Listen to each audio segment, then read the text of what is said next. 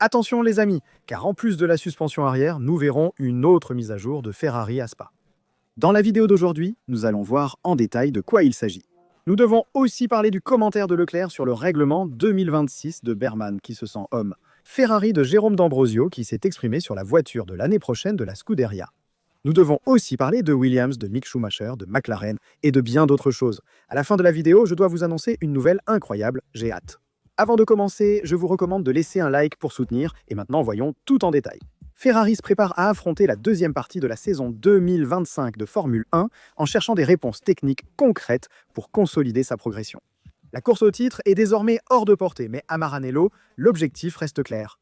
Renforcer les certitudes sur le projet Scuderia Ferrari 25 afin de transférer les enseignements acquis sur la monoplace 2026 portant le nom de code Projet 6178. Lors du Filming Day au Mugello, Ferrari a amené en piste un premier paquet évolutif centré sur la nouvelle suspension arrière, conçue pour réduire le phénomène de squat à l'accélération. Cette intervention vise à améliorer la gestion de la charge verticale dans toutes les phases de roulage, permettant à la voiture de fonctionner dans une plage d'utilisation plus large et plus stable, surtout en ce qui concerne les hauteurs de caisse prévues lors de la phase de conception. Un changement important conçu pour optimiser la plateforme aérodynamique et offrir un meilleur équilibre mécanique. L'efficacité de la mise à jour ne sera toutefois validée que sur la piste. Et Ferrari a choisi Spa-Francorchamps comme principal banc d'essai, non seulement pour ses caractéristiques techniques. 7 km de virages à différents rayons et de longues portions à haute vitesse. Mais pourquoi le circuit belge ne permet-il pas de cacher les lacunes d'une monoplace? À Spa, la Scuderia Ferrari 25 prendra la piste avec de nouveaux éléments de suspension et une nouvelle configuration aérodynamique conçue pour les étapes à très haute vitesse, comme celle de Monza. Et en vue du Grand Prix de Belgique à Maranello, on travaille à plein régime pour finaliser la production des nouveaux composants de l'arrière de la voiture. L'objectif est d'avoir suffisamment de pièces de rechange au cas où une intervention sur la piste serait nécessaire, en tenant compte des pièges de Spa et surtout dans les sections rapides et les changements de direction. Ferrari veut s'assurer de pouvoir remplacer immédiatement toute pièce endommagée sans risquer de compromettre le programme de travail prévu. Et bien que la traditionnelle séquence Spa-Monza ne soit plus consécutive dans le calendrier, Ferrari avancera le début de l'aileron arrière à faible appui destiné au Grand Prix d'Italie.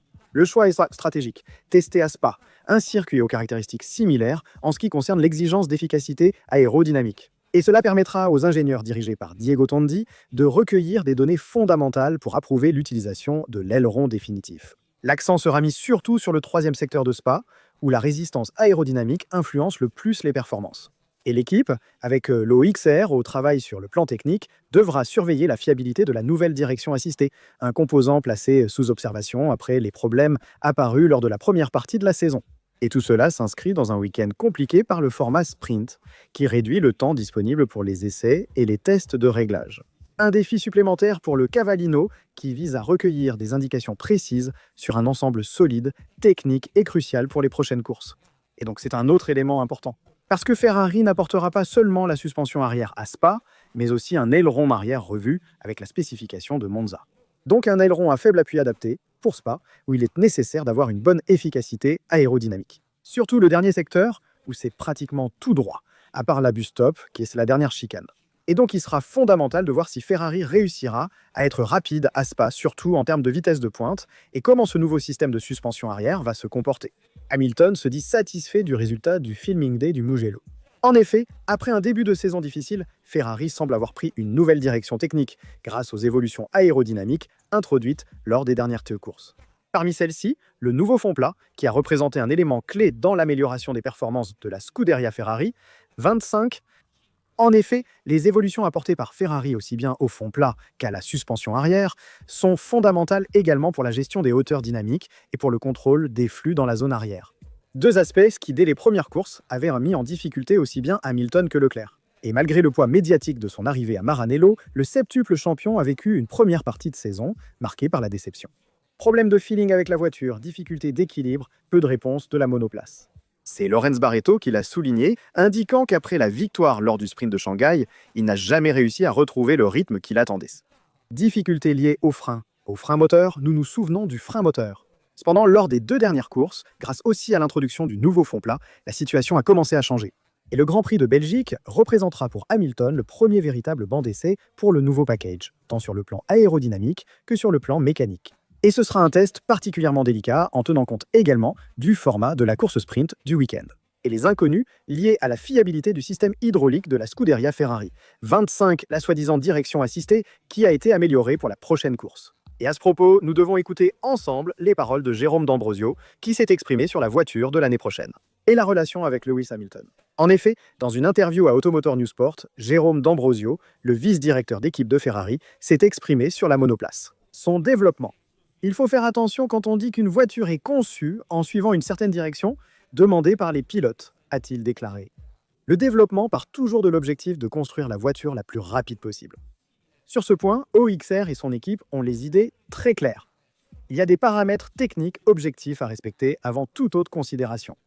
La deuxième phase du développement sert à comprendre de quoi les pilotes ont besoin pour pouvoir s'adapter au mieux.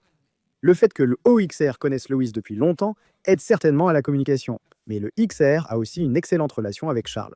Le travail technique ne fait pas de préférence, et pour cela, Jérôme D'Ambrosio a déclaré que ce n'est qu'après que la base technique de la voiture sera parfaitement solide qu'il sera possible d'intervenir pour l'adapter davantage au ressenti demandé par Hamilton et par Leclerc. Et c'est une approche méthodique qui reflète la philosophie de la Scuderia. D'abord l'efficacité technique, puis l'adaptation humaine. Et c'est un sujet que Steiner lui-même a également soulevé récemment dans un podcast en disant à quel point Hamilton est important en Formule 1 et chez Ferrari. À quel point il est une marque à lui seul par rapport à tous les autres pilotes et à quel point son importance entre en conflit avec la marque. Ferrari, les deux ont des besoins, mais Ferrari reste centré sur son objectif, améliorer la voiture autant que possible et la rendre la plus rapide possible. Comme l'a également dit Jérôme D'Ambrosio lui-même, alors que Hamilton, au contraire, a ses propres besoins en tant que pilote, mais aussi en tant qu'ambassadeur de la marque. De ce point de vue, Verstappen l'est moins, et il aurait moins de marge de manœuvre chez Ferrari par rapport à Hamilton, qui était presque au même niveau qu'une pop star. Comme l'a dit Steiner lui-même, pour Max, seules les courses comptent, alors que Lewis, lui, a un objectif plus large dans la vie. Mais nous devons examiner l'inquiétude de Charles Leclerc concernant le règlement 2026. Pourquoi le pilote monégasque est-il si préoccupé ? Un changement d'époque est prévu pour 2026. Et au centre, il y a la nouvelle génération de groupes motopropulseurs hybrides qui produiront 50% de leur puissance grâce à la composante électrique. Et c'est un projet technique qui mise tout sur l'efficacité et la gestion énergétique. Leclerc a dit « Ce n'est pas la monoplace la plus amusante que j'ai jamais conduite ». En effet, Leclerc fait partie des rares titulaires à avoir déjà testé un prototype conforme au règlement 2026 et il a exprimé sans détour ses doutes. Ce ne sera pas la monoplace la plus agréable à piloter. J'espère que le projet évoluera, mais pour l'instant, je n'en suis pas un grand fan. Il y aura le défi de s'adapter à quelque chose de très différent, mais je vais m'amuser. Probablement pas. Même Stroll s'est exprimé. Il a dit que le règlement est un peu triste. Il a déclaré « Les règles sont un peu tristes ». Nous allons vers une Formule 1 trop axée sur l'électrique et la gestion de l'énergie. Ce serait bien d'avoir des voitures légères, puissantes, avec beaucoup d'appui, plutôt qu'un championnat de gestion scientifique des batteries. La question de la gestion énergétique est cruciale. Comme l'a également expliqué Andrea Antonelli lui-même, la puissance électrique risque de s'épuiser sur les longues lignes droites, comme celle de Monza, obligeant les pilotes à adapter leur conduite pour maximiser la recharge. Avec un rapport 50-50 entre thermique et électrique, le moteur doit être géré en fonction des parties du circuit, qu'il s'agisse d'une ligne droite ou d'un virage à aborder. Même Toto Wolff et James Wolff se sont exprimés sur le développement des monoplaces 2026. Et Toto Wolff a dit « Les pilotes veulent toujours des voitures avec beaucoup d'adhérence et des moteurs puissants. Au final, ils s'y habitueront. Notre tâche est de maintenir un haut niveau de compétitivité. Évidemment, personne ne veut que la Formule 1 se transforme en un championnat de gestion scientifique. Mais la véritable différence sera faite par celui qui saura le mieux interpréter l'hybride et les nouveaux équilibres dynamiques. Et cette préoccupation qu'a Charles Leclerc concernant les nouveaux règlements, eh bien, elle m'inquiète aussi un peu parce que Leclerc a déjà testé un prototype de ce à quoi ressemblera la monoplace 2026. Il est aussi vrai qu'il est très tôt, donc ce ne sont pas les voitures officielles. Il y aura aussi beaucoup de marge de travail pendant la pause hivernale, mais il faut un changement pour essayer d'avoir un championnat moins axé sur la gestion, surtout de l'énergie dans les lignes droites, et pour avoir des vitesses de pointe élevées. Que les pilotes puissent s'exprimer au maximum avec ces voitures, plutôt qu'un championnat de gestion. Je ne suis pas tellement inquiet concernant la partie de charge aérodynamique manquante. Parce que je me souviens de 2014, lorsque le nouveau règlement sur les groupes motopropulseurs hybrides a été introduit. Là aussi, l'appui aérodynamique avait été réduit, et puis petit à petit, au fil des années, il a augmenté. Donc est-ce que la même chose va se produire ? Il est normal que la première année d'un nouveau règlement, les voitures aient moins d'appui aérodynamique. Ce sera intéressant de voir quels pilotes s'adapteront le mieux et le moins bien à ces nouvelles voitures. Et la Fédération internationale de l'automobile a officialisé la possibilité pour les équipes d'expérimenter l'aérodynamique active. En effet, il sera possible d'utiliser l'aérodynamique mobile à l'avant pendant les essais. Pirelli pour le développement des pneus 2026 avec les nouveaux pneus de 18 pouces en version plus étroite. En effet, ce nouveau mode d'aérodynamique mobile arrivera non seulement avec le drag reduction system à l'arrière, mais aussi avec l'aileron avant, avec un mode X à faible appui pour les lignes droites et la gestion de la vitesse maximale, et un mode Z pour les virages et les secteurs lents. Il y a un risque que sur des circuits avec peu de freinage, comme Monza, où il y a peu de virages et beaucoup de lignes droites, on roule uniquement avec la puissance thermique d'environ 500 chevaux sur les 1000 théoriques, et donc la Fédération internationale de l'automobile, à travers le travail du département technique de Nicolas Tombazis, a choisi d'introduire dès maintenant la possibilité de tester l'aérodynamique. Active également pour permettre à Pirelli d'étudier la variation et le comportement des pneus en fonction de la configuration de charge. Il n'y a aucune obligation de crash test pour les ailerons mobiles expérimentaux, et les premiers essais avec des ailerons mobiles pourront être observés dans les jours suivants. Au Grand Prix de Hongrie, avec Alpine, McLaren et Racing Bulls en piste à Budapest, tandis que Ferrari et Red Bull amèneront la Scuderia Ferrari 25 Mulcar lors des essais suivants à Monza et au Mugello. Le rendez-vous sera au Mexique, juste avant l'homologation des nouveaux pneus. Les données recueillies ne serviront pas seulement à Pirelli, mais pourront aussi orienter les choix aérodynamiques des équipes qui auront la possibilité d'explorer en piste la gestion complexe de l'équilibre avec des réglages variables. Il sera intéressant de voir comment les nouvelles monoplaces de 2026 seront développées, notamment avec ces nouveaux essais approuvés par la Fédération internationale de l'automobile qui permettent l'utilisation de l'aérodynamique mobile à l'avant. Ici, nous verrons pour la première fois l'aileron avant, qui se déplace en fonction des différentes phases de virage et de ligne droite. Voyons maintenant les propos de Williams sur Carlos Sainz, ainsi que les contacts entre Mick Schumacher et Cadillac. En effet, l'arrivée de Carlos Sainz chez Williams a généré bien plus qu'un simple renforcement de la ligne. Selon le directeur sportif Sven Smith, l'impact de l'Espagnol se fait sentir sur tous les fronts, des dynamiques internes au stand au développement technique de la voiture. Jusqu'en 2026 même, la croissance commerciale a ravivé l'intérêt pour la Driver Academy de l'équipe de Grove. Carlos a été exceptionnel dès le premier jour. Il a apporté de l'expérience, de la méthode et a influencé positivement chaque domaine de l'équipe. Non seulement d'un point de vue technique, mais aussi sur le plan opérationnel et humain, a déclaré Smith. Il y a aussi beaucoup d'harmonie entre Sainz et Albon dans le développement de la voiture. Et Sainz a également apporté des idées techniques précieuses, même sur des aspects apparemment marginaux, comme la gestion des pneus dans le garage, leur préchauffage et la logistique en conditions humides. De petits détails qui, additionnés, font la différence dans un environnement où chaque millième compte. Nous avons organisé un événement à Madrid en nous attendant à 5 à 7 000 personnes, mais 25 000 sont venus.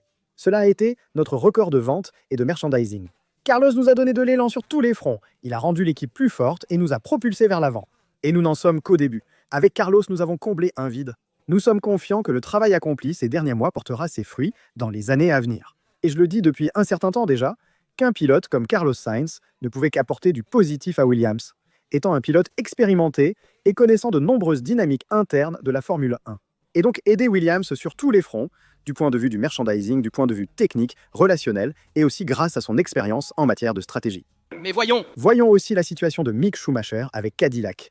L'équipe américaine dirigée par Graham Loudon n'a pas encore officialisé sa composition. Plusieurs noms circulent dans le paddock, dont Valtteri Bottas, qui pourrait également aller chez Alpine, ainsi que Sergio Pérez. Et Mick Schumacher lui-même? Oui, avec l'acquisition en cours, c'est ce qu'a déclaré Mick Schumacher lui-même. La communication a été positive, ils ont déjà recruté de nombreuses personnes importantes pour le projet. Pour moi, ce serait un honneur de faire partie de ce défi. Et Loudon a dit, nous cherchons des pilotes motivés et prêts à tout donner pour l'équipe. Nous ne cherchons pas quelqu'un qui veut seulement prouver quelque chose au monde ou se venger de la Formule 1. Nous voulons des pilotes motivés à donner le maximum pour l'équipe, poussés par le projet, pas par des motivations personnelles. Le choix de Schumacher représenterait une option intéressante pour Cadillac. C'est sûr que ses performances en Formule 1 n'ont pas vraiment marqué les esprits, cependant. D'un autre côté, le travail effectué comme pilote d'essai chez Mercedes et la maturité acquise en World Endurance Championship pourraient représenter une garantie pour une équipe qui recherche de la solidité lors de ses débuts. Peut-être associer Schumacher à un pilote expérimenté comme Pérez ou Bottas. Les déclarations de Loudon montrent qu'ils ne veulent pas d'un pilote qui cherche à se venger de la Formule 1 de sa sortie. Comme pourrait l'être, par exemple, Pérez, en se vengeant de la situation vécue chez Red Bull et de son départ anticipé. Mais il pourrait plutôt opter pour Bottas, même si Bottas est également convoité par Alpine, qui cherche actuellement plus de garanties de la part de son deuxième pilote, Franco Colapinto. Et cela devra être évalué d'ici la fin de la saison, comme l'a dit Briatore lui-même. Et attention aussi à Williams pour 2026 ayant le moteur Mercedes, étant l'équipe junior de Mercedes elle-même, elle pourrait être plus avancée au classement. Et on pourrait retrouver une Williams comme en 2014-2015, qui se battait même pour les premières pole positions, surtout en qualification, avec plusieurs pole positions réalisées par Bottas, par Massa, on s'en souvient tous. Ce sera intéressant de voir quels pilotes seront sélectionnés chez Cadillac. À mon avis, ils choisiront un pilote expérimenté et un jeune pilote. Et le jeune pilote pourrait bien être Mick Schumacher, tandis que pour le pilote expérimenté, il y a encore plusieurs noms en lice. Mais attention à des coulisses très intéressantes concernant la situation de Christian Horner, car un employé interne de Red Bull s'est exprimé. Le choix de licencier Horner a été fortement souhaité par Oliver Mintzlaff, président-directeur général de Red Bull Motorsport, et a vu Laurent Meshi, ancien des Racing Bulls, prendre la place de team principal. Donc à la place de Horner, mais le séisme au niveau de la gestion ne s'est pas arrêté là. En effet, The Sun a recueilli des témoignages directs du personnel de l'usine de Milton Keynes qui décrit une équipe désorientée et bouleversée. Non seulement à cause de l'éviction de Horner, mais aussi à cause de la manière dont la direction autrichienne a communiqué la décision. Helmut Marko, figure historique de la direction de Red Bull, aurait rencontré les employés le matin suivant le licenciement avec une approche superficielle et des plaisanteries déplacées, poussant certains membres de l'équipe à menacer de démissionner. Le lendemain du licenciement, Marko nous a dit de sourire davantage. Mais personne n'avait envie de sourire, il semblait déconnecté de la réalité, a déclaré un employé. Et la communication d'Oliver Mintzlaff a également fait débat. Selon les témoignages, lors d'une réunion interne, le manager allemand aurait ironisé sur les licenciements de Horner, du responsable marketing et du chef de la communication. Il nous a dit « Si vous avez des problèmes, écrivez à votre chef, et si vous n'avez plus de chef, écrivez-moi ». Et il s'est mis à rire, a rapporté un autre membre de l'équipe. Le mécontentement semble également lié au fait qu'environ 90% du personnel de Red Bull vient du Royaume-Uni. Et il a été embauché justement sous la direction de Horner. Ce qui génère maintenant un fort sentiment de désarroi. Un ami proche de Horner a déclaré aux The Sun que Christian se sent trahi. Après tout ce que lui, Jerry et la famille ont traversé au cours des 18 derniers mois, il n'a toujours pas reçu d'explication. Les dirigeants autrichiens n'ont jamais accepté que le succès de Red Bull ait été construit autour d'une équipe créée par Horner en Angleterre. Et selon les mêmes sources, l'atmosphère à Milton Keynes serait en plein chaos, avec une partie du personnel prête à partir. Et attention, car cette situation de désarroi aura certainement un impact sur la situation de Verstappen. Et influencer également son avenir. Toute dernière nouvelle, jeudi et vendredi, je serai à Woking en Angleterre. Imaginez un peu pour rendre visite à l'usine de McLaren. Pour moi, c'est un rêve qui se réalise et j'ai hâte de vous apporter plein de contenu à ce sujet. Il y aura des vidéos des coulisses de l'usine montrant comment une équipe de Formule 1 travaille en arrière-plan. Et je verrai si j'aurai aussi l'occasion de faire quelques interviews des membres de McLaren. Donc vous verrez plus tard beaucoup de contenu à ce sujet. Cela dit, je vous remercie pour tout votre soutien. S'il vous plaît, laissez un like, abonnez-vous et activez les notifications si ce n'est pas déjà fait. Comme ça, vous ne manquerez aucune des vidéos sur la Formule 1 et sur Ferrari qui sortent maintenant sur la chaîne. Ici le Rasta Duto, on se voit à la prochaine.